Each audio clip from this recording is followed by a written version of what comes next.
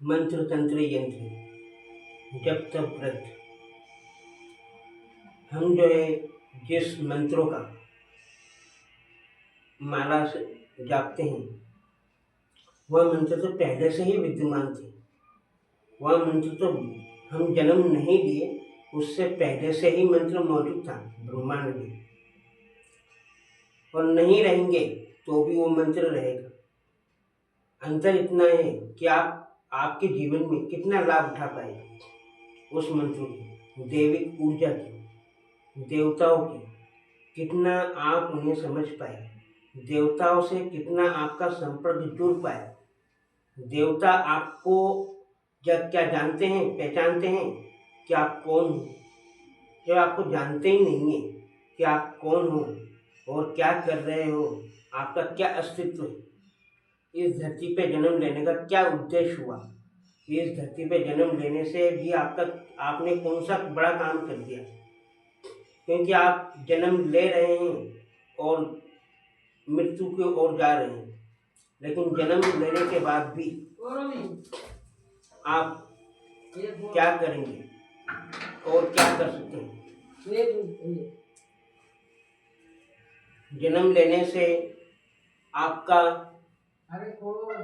कोई फायदा नहीं है, जन्म लेने का कोई उद्देश्य नहीं है, जन्म लेने से आपका कोई वैल्यू नहीं है।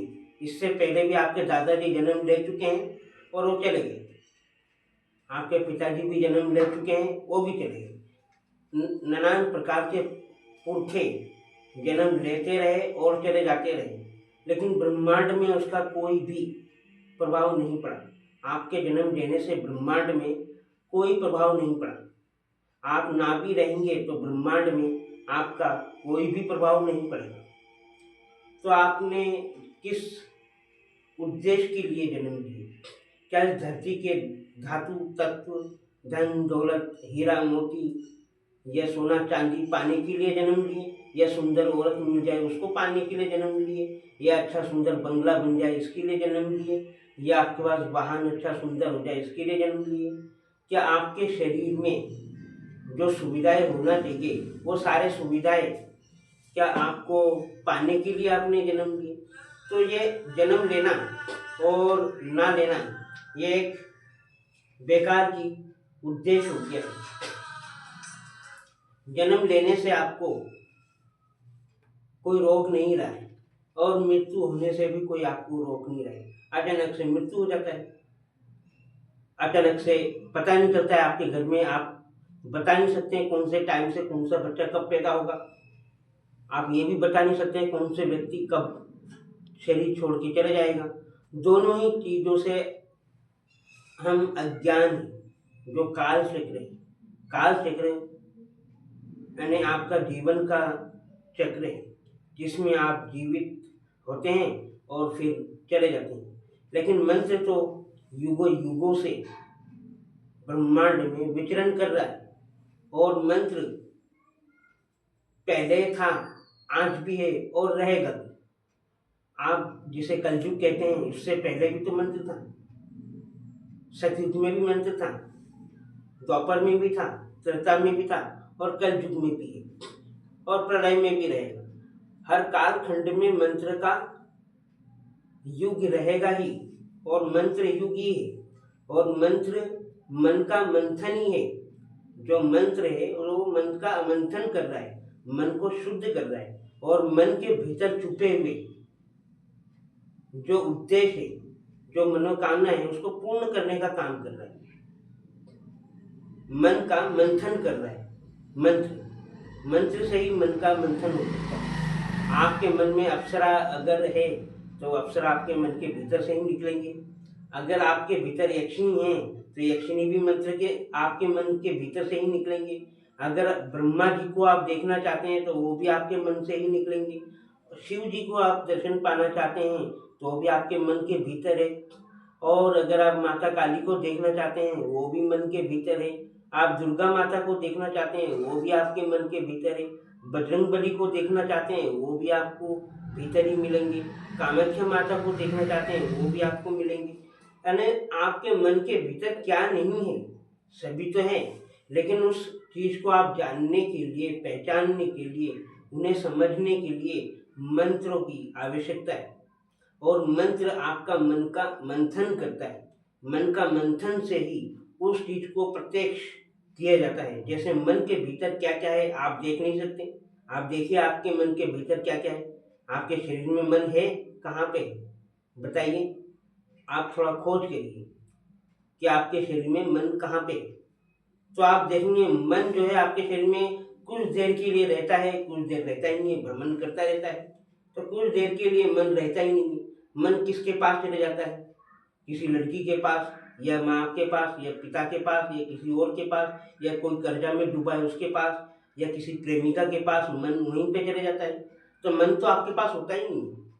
जब आपके पास होता नहीं तो आप प्राप्त क्या चीज करना चाहते हैं और कौन सी चीजों से आप प्राप्त करोगे। मन का मंथन ही है। मन आपके भीतर होना चाहिए, आपका मन आपके ही पास होना चाहिए।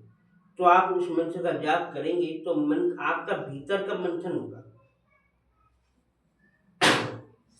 ना कि आप बाहर का जो दिख रहा है, दृष्टि मात्र जो दिख रहा है प्रत्यक्ष, वो तो सब अप्रत्यक्ष है।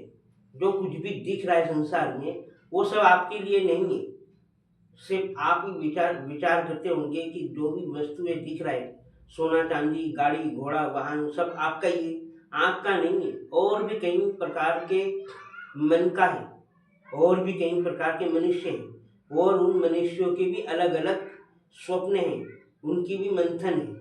तो जो जो जैसा जैसा मंत्र का मंथन करता है, यानी मन का मंथन करता है, उसे वैसा वैसा ही इस सृष्टि में, ये साकार दुनिया में आपको वो चीज प्राप्त होता है। और मंत्र ही है जिससे आपको सब कुछ प्राप्त हो सकता है। आप परिश्रम करें और मन से सोचें फलाने से मैं शादी करूंगा तो 1 करोड़ रुपए कमाऊंगा, उसके बाद मैं बंगला बनाऊंगा, उसके बाद जो है मैं अच्छा व्यापार करूंगा, उसके बाद मैं उस लड़की से शादी करूंगा। लेकिन वो मन का मंथन है। लेकिन उस सोचने मात्र से, विचारने मात्र से, मन की इच्छा मात्र से वो सब कुछ प्राप्त नहीं होता। वो सब सोचा है आपने, यात्रा इस मन को करना पड़ेगा। और मन जो है कुछ देर धंधा या बिजनेस करेगा और फिर चुप हो जाएगा। फिर जो है वो क्या करना चाहता है नहीं पता, उसे वो भूल जाता है उसका उद्देश्य, उसका लक्ष्य। और मन जो है मनमानी करता रहता है, और जिसमें आप जो है उसका विचरण करते रहते हैं। आज ये मिल जाए तो कल वो मिल जाए, परसों वैसा मिल जाए, परसों वैसा मिल जाए। लेकिन मंत्र तो आपका मन का मंथन करके ही रहता है। मंत्र जो है आपके मन को एकाग्र एक लक्ष्य पे स्थिर रखता है। मंत्र का उद्देश्य आपका मन को आपके लक्ष्य पे स्थिर रखकर आपको प्राप्त करवा सके। जो मन भिन्न भिन्न प्रकार की विचरण करता है उससे आपको कुछ नहीं मिलता। आपको सिर्फ आपका मन का मंथन ही करना होगा और उस मंत्र को लक्ष्य में लाना होगा। लक्ष्य की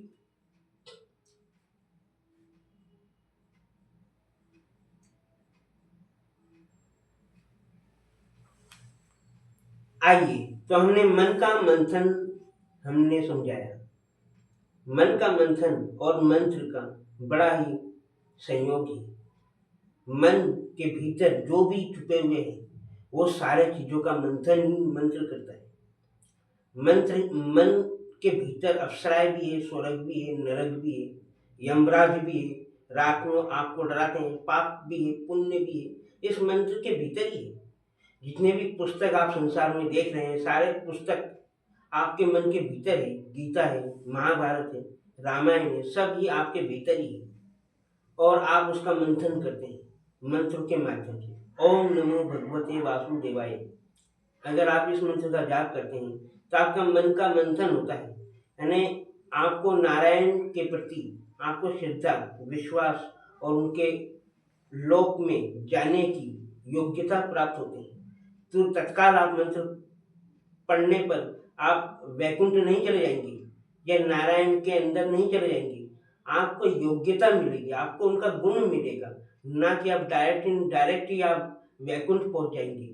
वैकुंठ कहाँ है आपको पता नहीं, इस मंत्र को पता है वैकुंठ कहाँ है, ये मंत्र जानता है। ये मंत्र एक वाहन है जिसका जिस पे मन जो है, जिसे जीव आत्मा कहते हैं, मन आत्मा यानी यही आत्मा उस मंत्र का वाहन बनाकर वो यात्रा करता है। कहाँ पे आपने पता नहीं है, लेकिन ओम नमो भगवते वासुदेवाय यह मंत्र पढ़ते ही मन जो है उस मंत्रों के निर्भर हो जाता है। मन उस मंत्रों पे आश्रय हो जाता है, उनके शरणागति हो जाता है। वो मंत्र फिर अपना योग्यता प्रदान करता है, गुण प्रदान करता है। जब तक आप उसकी योग्यता नहीं प्राप्त कर लेते हैं, तब तक आप वहाँ तक की दर्शन पाना और वहाँ तक पहुँच पाना आपके लिए संभव नहीं होता। आप मात्र चाहते हैं ओम नमो भगवते वासुदेवाय पढ़ लेने से आप वैकुंठ चले जाएंगे, ऐसा नहीं हो सकता। हो सकता है ये योग्यता पाने के लिए आपको इस जन्म में पूरी 100 वर्ष बीत जाए या एक युग बीत जाए या आपका पूरा जीवन ही बीत जाए, लेकिन आप उस योग्यता के बगैर आप आगे नहीं जा सकते। आपको आगे जाने के लिए आपको मंत्र की ही आवश्यकता होगी। तमाम दुनिया की सुविधा होगा आपके पास, तमाम प्रकार के आपके पास रास्ते होंगे, हजारों रास्ते होंगे, लेकिन अंत में यही बोलेंगे आप, जब आप 50, 60, 70 साल के होंगे ना, जब आप यही बोलेंगे, क्या बोलेंगे आप? बोले सब कुछ भगवान करता है, ऊपर वाला ही करता है, जो भगवान करता है वही होता है।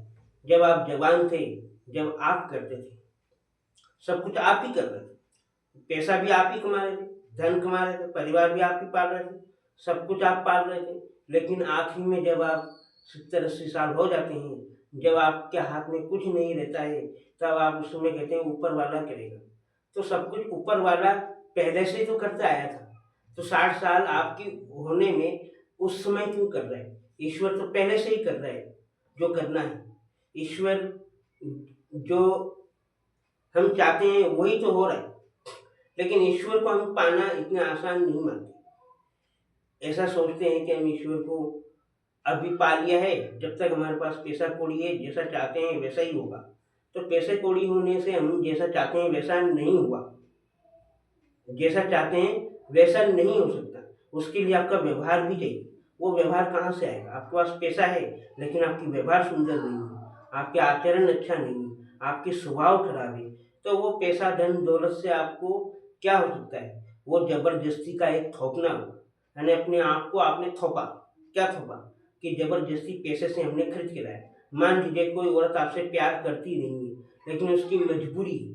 क्या मजबूरी है? उसको पैसा चाहिए जिससे वो उसका घर का पालन पोषण कर सके, लेकिन आप चाहते हो उसी और स्त्री से हमें प्रेम पाना है, तो ऐसा कभी संभव ही नहीं है। उसका दिल आप पे है नहीं, मन आप पे है नहीं, लेकिन उससे हमने पैसे से खरीदा है और खरीद कर हमने रखा है, तो हमने जबरदस्ती हमारे पास रखा है। इसी तरह कुछ वस्तु है जो हमारे पास रखा है, उसका यूज नहीं हो रहा है, उसका कोई काम नहीं हो रहा है, उसमें हमने बहुत सारे पैसे खर्च कर दिए, वो पड़ा है अपनी जगह और आप पड़े हो अपनी जगह और आप भूल गए क्या क्या आपने खरीदा और उससे आपका कोई संबंध भी नहीं है, आपसे कोई लेना देना भी नहीं है, लेकिन वो पड़ा है, सड़ रहा है, गल रहा है। जब गल जाता है, सड़ जाता है, तो आपको ध्यान आता है कि इसको अब बेचना है, यानी कुछ तो आएगा। तो यही उद्देश्य रहता है कि मंत्र ब्रह्मांड में मौजूद है जो मन का मंथन करता है। मन का मंथन कोई भी वस्तु से नहीं हो सकता, किसी भी प्रकार से नहीं हो सकता। मन का मंथन तो सिर्फ मंत्रों की जाप से ही होता है। मन के भीतर जो जो दुर्गुण हैं, उस दुर्गुण को ही हमें दूर करना है, यही उद्देश्य होता है। और मंत्र से संबंधित जो भी योग्यता है, वही योग्यता को धारण करना है। यही धारण करने से हम जीवन में उसी मंत्रों का योग्य बनने के उपरांत हम जीवन में देखेंगे कि एक नया जीवन का उत्पत्ति हुआ। तो वो जीवन क्या है जो नया जीवन की उत्पत्ति हुआ? यानी आपके शरीर में बहुत सारे शक्तियाँ मौजूद हैं, आपको पता नहीं होगा, लेकिन वो मंत्रों को पता है कि आपके भीतर कितनी शक्तियाँ हैं। आपके भीतर कुंडली जागरण की शक्तियाँ हैं, आपके भीतर दैविक शक्तियाँ हैं, आपके भीतर हिप्नोटिज्म की शक्तियाँ हैं, आपके भीतर टेलीपैथी शक्तियाँ हैं, आपके भीतर वाक सिद्धियाँ हैं, आपके अंतर मन की हर चीज की सिद्धियां आपके भीतर ही मौजूद है।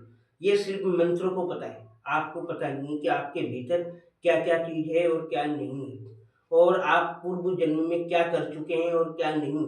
वही धारणा, वही योग्यता, वही जीवन की उद्देश्य को लेकर मंत्र आपको आगे बढ़ाता है, आपके जीवन को सफल करता है। आप जैसे सोचते हैं कि मैंने ओम नमो भगवते वासुदेवाय पढ़ दिया तो मेरा सारे पाप नष्ट हो गए, नहीं हुआ। आप ओम गंगेश्वराय नमः बोलते हैं तो उससे भी नहीं हो रहा है ना। तो आपका पाप क्या है, आप कौन सा कर्म किया है जिससे पाप हुआ है, और पाप क्या शब्द है जिसके वजह से आप भयभीत हैं। पाप होगा तो आप गिर जाएंगे, मर जाएंगे, यम लोग जाना पड़ेगा, आपको भुगतना पड़ेगा, आपके खानदान भुगतेंगे, आप भी भुगतोगे। तो पाप है क्या है, ये सब दिमाग में बिठा दिया। पाप को हमने दिमाग में ऐसा नट बोल्ट जैसा कस दिया, वेल्डिंग कर दिया है कि अब छूटे भी ना छूटे, है ना। आपने ऐसा कौन सा कर्म कर दिया जिससे आपका जीवन पूरा ही जो जीवित काल जीवन है उसको आपने पूरा ही बर्बाद कर दिया पाप की चिंतन में। तो आप ऐसे चिंतन क्यों करते हैं, आपके द्वारा जो हुआ है उसे गलती माना जाता है, उसको पाप मानते हैं, और पाप मानकर अपने सर पे और मन पे बोझा बांधकर, यानी मन को भीतर आपने एक अपराध छुपा दिया, एक अपराध को मन के भीतर आपने दबा के रखा, जो किसी को कह नहीं पाते, किसी को बोलने से आप डरते हैं। सारी दुनिया आपको कहीं गलत ना माने, कहीं सारी दुनिया आपको पापी ना कहे, सारी दुनिया आपको घृणा के दृष्टि से ना देखें।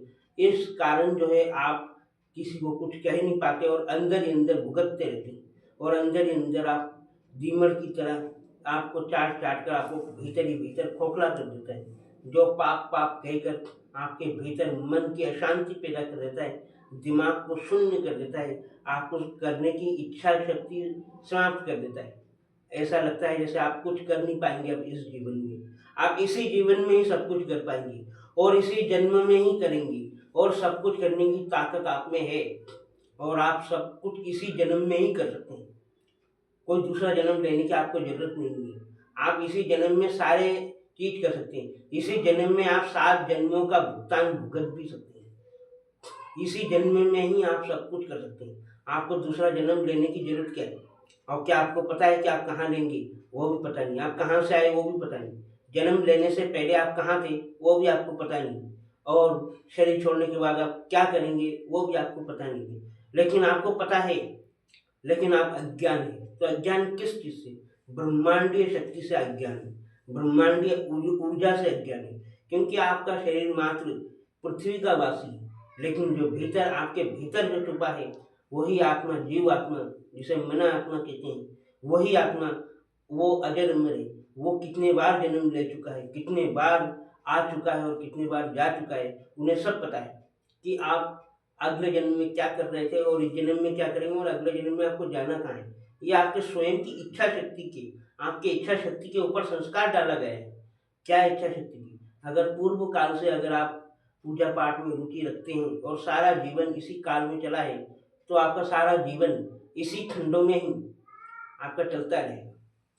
यानी आप सारा जीवन पूजा पाठ करते हैं तो आपके भीतर यही संस्कार रहेगा कि आप पूजा ही करते रहे, नारियल ही चढ़ाते रहे, अगरबत्ती ही चढ़ाते रहे, भगवान के प्रति श्रद्धा भक्ति रखा, तो पुनर्जन्म आपके भीतर यही संस्कार पुनर्जन्म बनकर फिर से आप पूजन पाठ में लगेंगे। यही इस तरह की चक्रव्यूह चलता रहेगा, आपके आत्मिक चक्रव्यूह, आपके मानसिक चक्रव्यूह, और आप जहाँ पर भी पूजा पाठ या मंदिर देखेंगे वहाँ पे आपकी श्रद्धा बढ़ जाएगा। जो धर्मात्मा या महापुरुष को देखेंगे, आपके आपके भीतर उन महापुरुषों को देखकर आपके अंदर श्रद्धा भावना प्रेम बढ़ जाएगा, क्योंकि जिसने पूर्व जन्म में नहीं किया इस जन्म में जो है उस चीज को नहीं करता। क्यों, क्योंकि आप जो डेली कर रहे हो, डेली जीवित काल में आज से ही डेली कर रहे हो, जब से आपने जन्म लिया डेली आप क्या कार्य कर रहे हो, क्या कर रहे हो, क्या सुबह उठकर आप नौकरी जा रहे हो और फिर घर पे आ रहे हो, क्या आप कुछ बिजनेस कर रहे हो, क्या रोज डेली दुकान में जा रहे हो फिर आ रहे हो। लेकिन कोई पंडित जी भी है जो रोज डेली मंदिर जाता है और आता है, उन्हें कुछ आता है ना आता है, लेकिन रोज डेली जाता है मंदिर और फिर आता है, 2-3 अगरबत्ती लगा के, नारियल चढ़ा के, धूप दीप लगा के, उनको डेली रूटीन है। और डेली हम ड्यूटी जाते हैं, डेली वो मंदिर जाते हैं। अब डेली वो भगवान से प्रार्थना करते हैं और डेली ही भगवान को देखते हैं और डेली हम ड्यूटी जाके हमारे बॉस को देखते हैं और बॉस आपको आशीर्वाद देता है तो आप प्रमोशन हो जाता है। लेकिन जब भगवान आपको आशीर्वाद देता है तो आपका घर में ऐसा कोई पुत्र जन्म ले लेता है जो आपका कुल वंश का उद्धार कर देता है। धन संपत्ति वैभव मान सम्मान में सभी में आपका जीवन को सफल कर देता है। यहाँ पे आपका एक ही सब्जेक्ट पहने आपका उस कुछ परिवार में ही आपको सफलता मिलते हैं, लेकिन यहाँ पे तो आपको ऐश्वर्य कीर्ति मिलता है। इसी प्रकार आपको मन का मंथन, आपके भीतर कई प्रकार के संसार की ऐसे कई बातें छुपी होती है।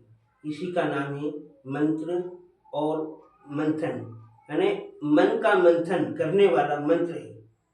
जब तक आप अपने भीतर नहीं जांच करेंगे, आप एक कागज लीजिए और उसमें लिखिए कि आपके भीतर क्या क्या है, आपको कौन कौन सी चीज़ चाहिए और क्या क्या चीज़ की वजह से आप नहीं कर पा रहे हो, कौन कौन सी चीज़ आपको करना चाहिए था और आप नहीं कर पा रहे हो।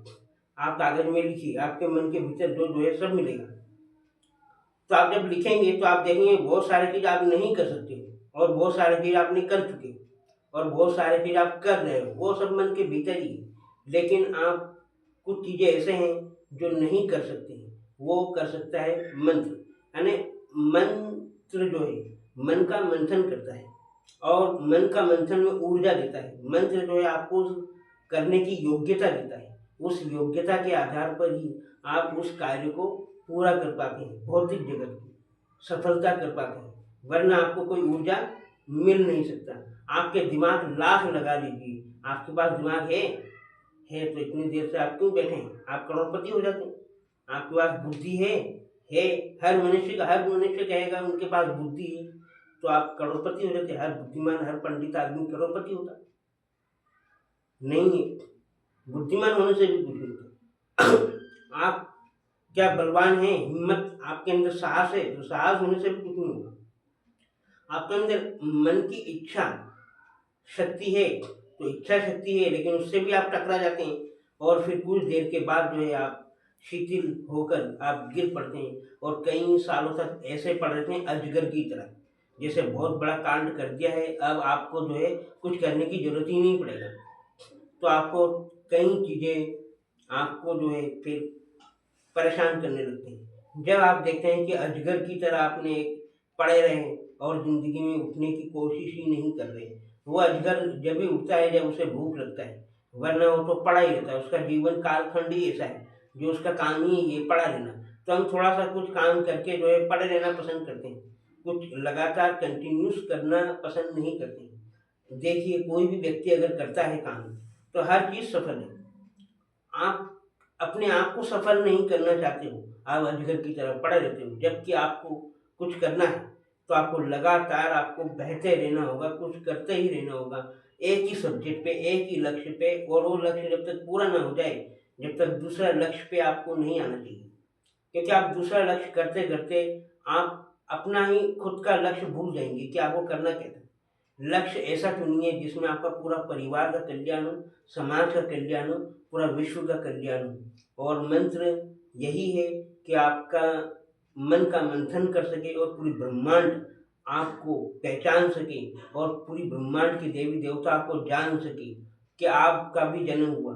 अब थोड़ी देर के लिए आप मान लीजिए, आपने टीवी में देखा है कि हम जिस स्वर्ग में जाने के लिए हम कितना व्याकुल हैं, लेकिन यहाँ पे देखिए अंधकासुर स्वर्ग में जाकर बैठ जाता है और इंद्र को भगा देता है, स्वर्ग में आक्रमण कर लेता है और वहाँ बैठ जाता है।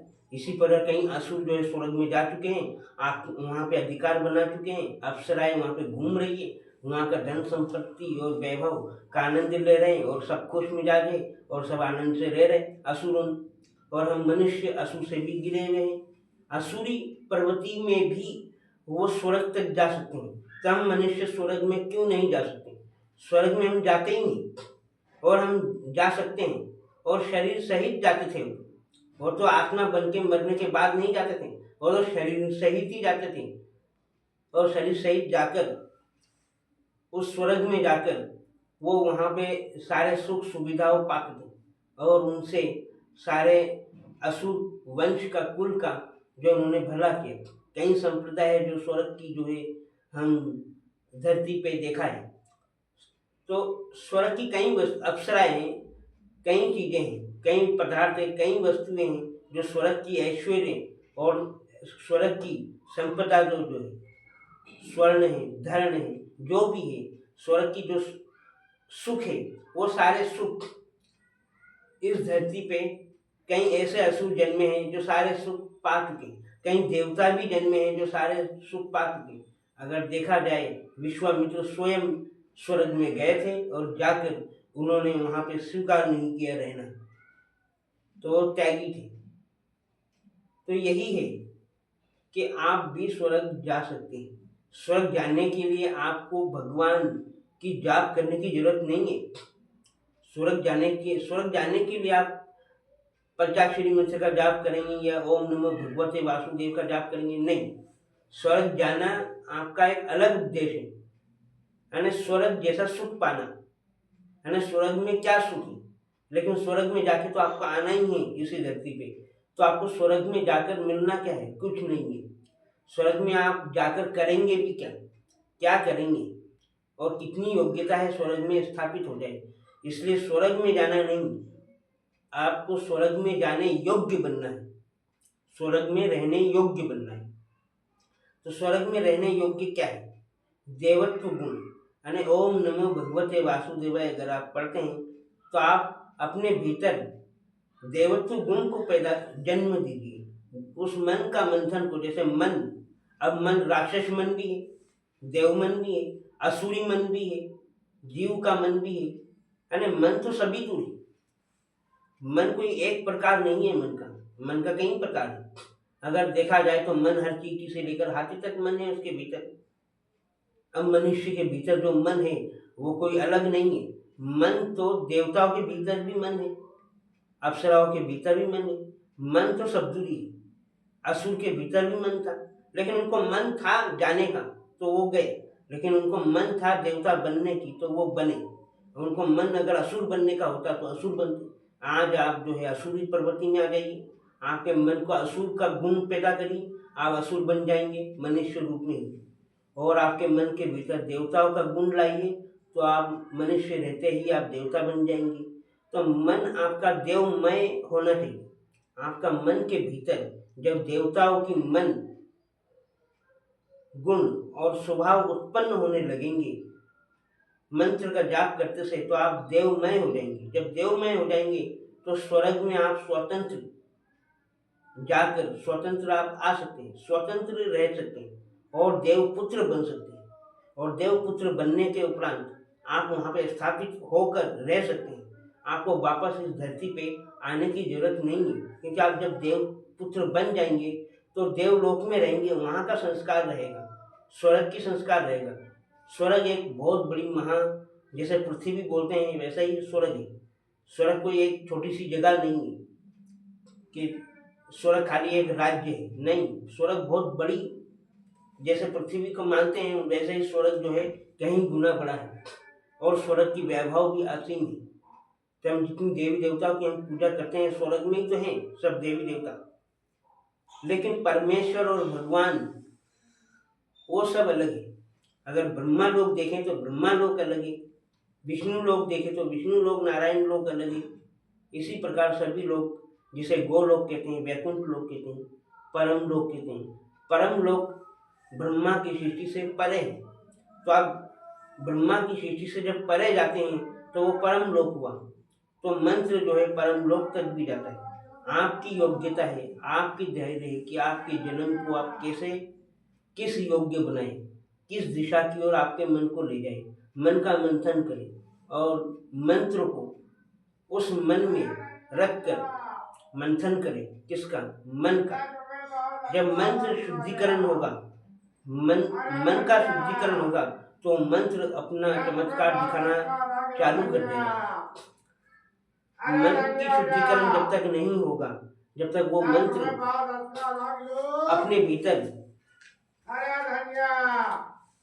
अपने भीतर ही वह मंत्र चमत्कार नहीं कर पाएगा। मंत्र का उद्देश्य ही है कि मन को ही अपने भीतर मन की शुद्धिकरण कर सके, और मन की शुद्धिकरण ही जीवन का सबसे बड़ी सफलता है। जीवन का सफलता ही मन का शुद्धिकरण है, और मन का शुद्धिकरण करने का आपके पास कोई उपाय नहीं, सिर्फ मंत्र ही है जो मन का शुद्धिकरण, मन का मंथन कर देता है। और मन का मंथन करने के उपरांत उस मंत्रों में जो जो चमत्कार है, जो जो योग्यता है उस मंत्रों में, सारे चमत्कार आपके भीतर से ही निकलते हैं, और सारे चमत्कार आपके भीतर ही मौजूद होते हैं। जो जो आपके भीतर मौजूद है वो सारे चमत्कार आपके भीतर ही दिखेंगे, और बाहर की आवरण जो दूसरे व्यक्ति देखेंगे आपको, तो आपके अंदर एक कुछ विशेष परिवर्तन पाएंगे। ऐसा लगेगा जैसे कोई मंगल ग्रह से आया हो, ऐसा लगेगा इस धरती का व्यक्ति नहीं है, ऐसा लगेगा जैसे इस देश का लोग नहीं है। सब कुछ तो है, शरीर तो है, लेकिन जो मन है वो देवमय हो गया, यानी देवता तुल्य मन हो गया। जब देवता तुल्य मन हो गया तो फिर वो मन जो है आपके जीवन में शांति देगा, दूसरे के भी मन में शांति देगा। वही मन है जो मन का मंथन करते हुए वो मंत्र का चमत्कार प्रदर्शन करता है। जब तक मंत्र का शुद्धिकरण नहीं होगा, मन का शुद्धिकरण नहीं होगा, जब तक मंत्र अपना चमत्कार प्रदर्शन नहीं कर पाएगा। क्योंकि आप भिन्न भिन्न कुछ भी सोच विचार कर सकते हैं, मन को भिन्न भिन्न बातों से आप बहला रहे और मन आपको बहला रहे, ये आप दोनों आपस में ही एक खेल खेल रहे हैं। मन आपको बुद्धि दे रहा है, बुद्धि को मन दे रहा है, मन एक बुद्धि को समझा रहा है, मन बुद्धि को समझा रहा है, बुद्धि मन को समझा रहा है क्या सही है क्या गलत है। ये समझाते समझाते चारों युग बीत गए, लेकिन आज तक किसी को समझ में नहीं आया, न बुद्धि को आया न मन को आया। दोनों ही एक दूसरे को समझाते समझाते थक गए। अब जो है न मन समझ पाया न बुद्धि समझ पाया, बुद्धि तो सभी के पास है, न बुद्धि का मंथन हो पाया न मन का मंथन हो पाया। बुद्धि शुद्धिकरण विचार चिंतन नहीं कर सकता, लेकिन ऐसा कुछ नहीं है कि आपका बुद्धि दिन रात 24 घंटे सही विचार करे। ऐसा जरूरी नहीं है कि आपकी बुद्धि एकदम सही 60 विचार करके आपको उन्नति की ओर ले जा सके, नहीं ले जाता। जब बुद्धि फंसता है तो मन को बोलता है देखा ऐसा फंसा है, और मन जब हिम्मत करता है, जब वो फंस जाता है तो उसका कोई भी विचार और चिंतन उसको कोई काम नहीं आता। इसी प्रकार जो है मन और बुद्धि दोनों का ही मंथन होना जरूरी है, और यही मंथन मंत्र ही कर सकता है, जिससे आप उस मंत्र में स्थित छुपे में, जैसे करंट होता है, करंट में इतनी विद्युत ऊर्जा रहते हैं कि आपको प्रकाशमान कर देता है, कोई भी चीज चलायमान कर देता है विद्युत से। इसी प्रकार आपको वो मंत्र आपके शरीर में विद्युत की ऊर्जा बनकर आपके शरीर को चलायमान कर देगा, आपको प्रकाशमय कर देगा, चमत्कारी पुरुष बना देता है। यही मंत्र आपको चमत्कारी पुरुष बनाता है, जिस मंत्र से आपका मंथन हुआ है। और यही मन और यही बुद्धि आपको सक्षम कर देता है कि मंत्र और मन और बुद्धि का मंथन करने के उपरांत यह उसकी चमत्कार दिखाने में प्रदर्शन कर देता है। लेकिन यह प्रदर्शन कोई मामूली नहीं होता, यह ब्रह्मांडीय शाश्वत होता है। वो व्यक्ति कुछ करता नहीं है, होता है सब कुछ, करने की आवश्यकता नहीं। करना तो उसे पड़ता है जो वो स्वयं वो क्या करता है, क्या कर पाया है आज तक, कोई कुछ नहीं कर पाया। लाखों मंत्र पढ़ने के बाद भी कुछ नहीं हुआ, ना कुछ कर पाता है। जब समस्या और संकट आता है तो कुछ नहीं कर पाता है, वो मंत्र पढ़ पढ़ थक जाता है, आखिरी में मुंह छुपाना पड़ता है, लोगों के सामने चुप चुप के रहना पड़ता है, और लोग उसकी मुंह देखते हैं और वो मुंह छुपा के घूमता है, यही होता है। लेकिन उसे करना कुछ नहीं पड़ता, अपने आप ही होता है। जब मन और बुद्धि का मंथन हो जाता है मंत्रों से, तो मंत्र अपना प्रदर्शन और अपना सही समय पर, किस समय कौन सी चीज की आवश्यकता है, उसी समय वो मंत्र अपना कार्य कर देता है, और ये पता भी नहीं चलता है। उसी को कहते हैं धर्मात्मा, उसी को कहते हैं महापुरुष। वही सामर्थ्य पुरुष बन जाता है, वही जो है विवेकानंद बन जाता है, वही रामकृष्ण परमहंस बन जाता है, वही बन जाता है एक श्रेष्ठ शिरोमणि सिद्ध पुरुष। और सिद्ध पुरुष बनने में आपको कुछ करना नहीं है, आपके हाव भाव स्वभाव ही आपको परिचय दे देगा। आपका स्वभाव ही आपको परिवर्तन कर देगा। आपको चमत्कार करना या दिखाना या कुछ करना इसकी ज़रूरत नहीं है। आपको कुछ दिखावे की कोई ज़रूरत नहीं, कुछ बोलने की ज़रूरत नहीं है। वो जैसा अपने आप ही मंत्र का प्रभाव जो है किस समय किस वक्त आपकी ज़रूरत पड़ेगी उसी समय मन और बुद्धि का मंथन कर देगा, जिसके कारण आपको चमत्कार प्रदर्शन करने की जरूरत नहीं, अपने आप ही होता रहेगा। इसी प्रकार जीवन का उद्देश्य और जीवन को सफल और मनुष्य जीवन को एक सफल जीवन बनाने का ही एक ही रास्ता होता है। जिस प्रकार मनुष्य अपने जीवन में एक बूंद से समुद्र बन जाता है और वही बूंद समुद्र जब बनता है तो जीवन में खुद ही नहीं सारी दुनिया जो प्यासा है ये सारे दुनिया की प्यास बुझा देता है। आपका लक्ष्य खाली आपके घर गली या मोहल्ला नहीं, पूरा देश पूरा पृथ्वी ही आप उस योग्य बने, ताकि आप पुनः जन्म लेकर पूरी ब्रह्मांड में आपको जान सके देवी देवता है और देवी देवता है आप ही, और आप उस देवी देवताओं को बनने की योग्यता प्राप्त करें। और यही योग्यता मंत्र के भीतर है। आपका मन और मन का मंथन यही आपकी योग्यता को बढ़ाएगा और आपको एक साधारण पुरुष से महापुरुष की ओर यात्रा करवाएगा। आप सभी का कल्याण हो।